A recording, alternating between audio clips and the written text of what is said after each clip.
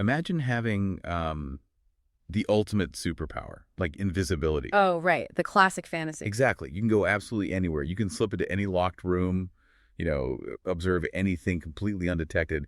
You were just a phantom. Right. But there's a catch, a massive one. Every single person, and specifically every dog you walk past, can still smell you. Wow. Yeah, that ruins it. Right. You haven't vanished at all, really. You've just become like a factory ghost. Which is such a wild concept. It completely shatters that traditional fantasy of being invisible. Totally. Because the whole concept usually relies on this assumption that, well, if we just remove the visual data, the body basically ceases to exist. Out of sight, out of mind. Exactly. But the biological reality is that the human body insists on taking up space. It insists on leaving a chemical trace, regardless of what the eyes can or cannot perceive. And the profound physical reality is the foundation of what we are unpacking today. Welcome to the Deep Dive. Thrilled to be here. So we take a stack of sources, articles, research, complex analysis, and we just extract the insights you need to be brilliantly well-informed. And today's sources are incredible. They really are. Our mission today is to explore a fascinating literary analysis of Ghassan Jawhar's thriller novel, The Man Who Vanished. Such a good book. We're looking at how Jawhar doesn't just use scent as like sensory decoration or some background detail. Right, it's not just flavor text. No, not at all. He uses it as this covert narrative architecture. It functions as a psychological weapon, a moral compass, and honestly, the ultimate truth teller in a world built entirely on visual deception. It's brilliant. Okay, let's unpack this. We have to start with our protagonist, Gus. Right, the invisible man himself. Yeah. But before the supernatural element even enters the story, he is a guy who navigates his reality almost entirely through his nose. And you really cannot understand how Gus eventually weaponizes his invisibility until you understand this baseline relationship he has with the world. Because it starts early, right? Yeah, early in the narrative, we find Gus working in a perfume shop in Chapter 1, and the text refers to him as a curator of emotion. I love that phrase, curator of emotion. It's great, and it isn't just poetic flair. I mean, biologically speaking, the olfactory bulb has a direct neural superhighway straight to the amygdala and the hippocampus. Which are the brain centers for emotion and memory, right? Exactly. Every other sense like sight, sound, touch, they all get routed through the thalamus first. They get filtered. Oh, interesting. But smell does not. It is an immediate, totally unfiltered hit of data. So for Gus, memories aren't visual files. They're literally stories told in chemical compounds. Yes. A hint of jasmine summons a forgotten garden. A drop of ode speaks of buried secrets. He reads people's chemical signatures long before he trusts their actions or their words. I mean, think about how that works in your own life. Have you ever caught a whiff of like a specific brand of sunscreen? Oh, absolutely. And suddenly your brain violently transports you back to a beach vacation from 15 years ago. You feel the sun on your skin before you even consciously process the memory. Right. Gus lives his entire life in that state of hyper-associative reality. So if your whole world is defined by what you can smell, what happens when you become nothing but a smell to everyone else? It's a terrifying flip, and the quantitative data in our source material highlights something incredible about this setup. Yeah, the stat about the scent references? Exactly. They tracked every single scent reference in the book, and out of 47 distinct olfactory passages, over a quarter of them, like 26%, are obsessively dedicated to one single thing. Weeze's perfume. Yes. Lisa acts as the absolute catalyst for his entire journey, and her perfume operates almost like an independent character. Because it's so layered. Jawhar constructs her scent as a complex symphony, which is a perfect reflection of her dual nature. Break that down for us. Well, in traditional perfumery, fragrances are built on evaporation rates or volatility. You have top notes, heart notes, and base notes. The top note, so the most volatile molecules that hit your nose first, is fleur d'oranger, orange blossom, and neroli. Which smells like purity, right? Like elegance or a very expensive public mask. Exactly. It projects total refinement. But those small molecules, they evaporate quickly. And then what happens? What rises up next is the heart note.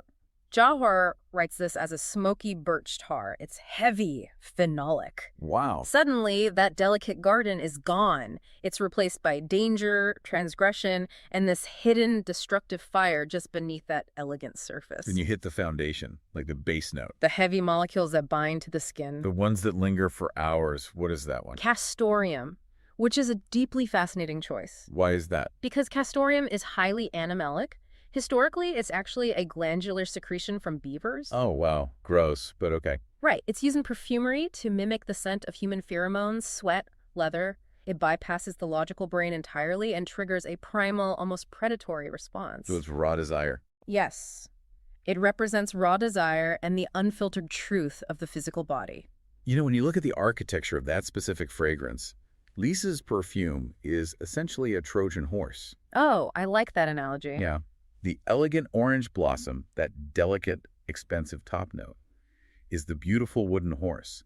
It gets Gus to open the gates and just lower his defenses. He thinks he's inviting in something refined. Exactly. But hiding inside that horse is the smoky birch tar and the animalic castoreum. Once the orange blossom fades, that animalic heat launches its attack, and that is what actually captures him. He is undone by the raw danger hiding underneath the mask. Exactly. And the tension between that elegant surface and the dangerous depth, it serves as the core metaphor for the tension between the seen and the unseen throughout the whole story. Which brings us to the phantom trace. Yes. Jawar introduces this concept that our source calls the phantom trace. There's this vital scene where Lisa leaves the perfume shop, but her heavy bass notes linger in the air long after she's physically gone. Gus literally describes it as a ghost that refuses to lift. Right. Her presence persists even when her physical form has vanished. Which is just masterful foreshadowing. It really is. That lingering castoreum creates a factory ghost that directly precedes Gus's literal ghosthood later in the book. It sets the rules for the reader. Exactly. It establishes that presence can, and does, exist without visible form. So Gus's obsession with Lisa's scent makes him incredibly vulnerable initially. She completely controls him through it. She does. But the moment he loses his physical body and turns invisible, his relationship with that vulnerability completely inverts. Let's look at how he weaponizes it. Oh, the confrontation in Chapter 30. Yes. Yeah. The source highlights this phenomenal climax of olfactory warfare. Gus confronts Lisa, but he doesn't use a physical weapon. No, he uses sheets. Right. He presents her with a set of bed sheets soaked in 3 distinct scents he has identified. He essentially lays out the chemical evidence of her deception. Walk us through those scents. First, there's her boss's cologne, which carries the scent of entitlement, power, and, the transactional nature of her survival. Okay. Then there's Tom's scent, which implicates her in a complex trap involving another character, Sarah. And a third. Sarah's own scent, introducing all these layers of jealousy and surveillance. See, here's where it gets really interesting and where I actually want to push back on the source material's interpretation a bit. Oh, how so? Now, the analysis labels Gus a factory unreliable narrator. But wait a minute. We just established that the factory bulb is wired directly to the brain's data centers. Right, the unfiltered superhighway. Exactly. He perfectly identifies the boss's cologne, Tom's sweat, Sarah's pheromones. His nose is giving him 100% accurate, undeniable chemical data. That's true. So how can someone pulling flawless empirical data be deemed an unreliable narrator? I mean, that implies a glitch in the hardware. Ah, I see what you mean. The hardware is functioning perfectly. It's the software, like his prefrontal cortex, that is crashing. Okay, explain that. What's fascinating here is the massive cognitive dissonance between biological detection and emotional synthesis. That makes sense. Gus has the raw data. He knows exactly who was in that bed. But the source points out his tragic flaw. His heart completely misreads the human motivations driving those scents. Right, because smelling another man's sweat on your lover's sheets is raw data. Yes. But understanding that she is actively using that man to set a trap, and that her actions aren't born of passion, but of, cold, calculated survival, that requires emotional context. Exactly. So he smells lust and betrayal, and his brain just stops processing there because of his obsession with her. He has the perfect data set, but he's running it through a corrupted algorithm of his own bias. Precisely. His nose tells the absolute truth about the physical world, but his mind refuses to accept the emotional reality of what those physical transactions actually mean. Wow. However, by the time he initiates this confrontation with the bedsheets, he has learned how to leverage that raw data. He weaponizes it? He uses those 3 scents to completely destabilize Lisa. When he presents them to her, her visual facade just shatters. He proved to her that she's being watched. Right. That her deepest secrets are screaming out into the air, and he doesn't even have to say a single word. The invisible man exerting total psychological dominance over the visible woman. I Hmm. mean, in the beginning, seduction was her weapon. Now surveillance is his. Power has completely shifted. It's a brilliant reversal. But Jawar doesn't just use scent to map out the power dynamics in a single room, does he? He uses it to map out Gus's entire moral universe and even his global physical journey. Yeah, the factory architecture expands massively. Jawar establishes this profound moral binary through scent. On one end of the spectrum, you have Lisa, Right, with her volatile, dangerous, castoreum-heavy perfume. But on the other side, you have Dr. Jana, whose signature scent is White Musk. and White Musk is like the polar opposite of castoreum. It's synthetic, it's clean, completely stable. It doesn't degrade into something dangerous over time. Right. The source aligns Jana's White Musk with fidelity, maternal warmth, and this stable concept of home. So Gus's internal struggle is literally mirrored in chemical volatility. Yes, when his mind is drawn toward the smoky birch tar and the animalic heat, his morality is deteriorating. He is leaning into chaos and decay. But when the memory of White Musk cuts through the noise, it acts as a grounding agent. It pulls him back toward redemption. Think of scent in this book like a video game's morality meter and minimap rolled into one. That is a perfect way to describe it. Because Jawar takes that concept of a factory map and applies it literally to the geography of the novel. He manages to map the entire globe without relying on a single visual landmark. Which is so hard to do well. Yeah. When you read the section set in Egypt, you aren't seeing pyramids or bustling visual markets. You're breathing in cardamom, sweet incense, and the ancient mineral-rich water of the Nile. It evokes a profound sense of continuity, deep roots, and life. And then the narrative plunges into the Corsican underworld. And the geographical shift is jarring because the olfactory map radically degrades. How so? The air in Corsica is described as heavy with salt, stagnant water, and biological rot. Right.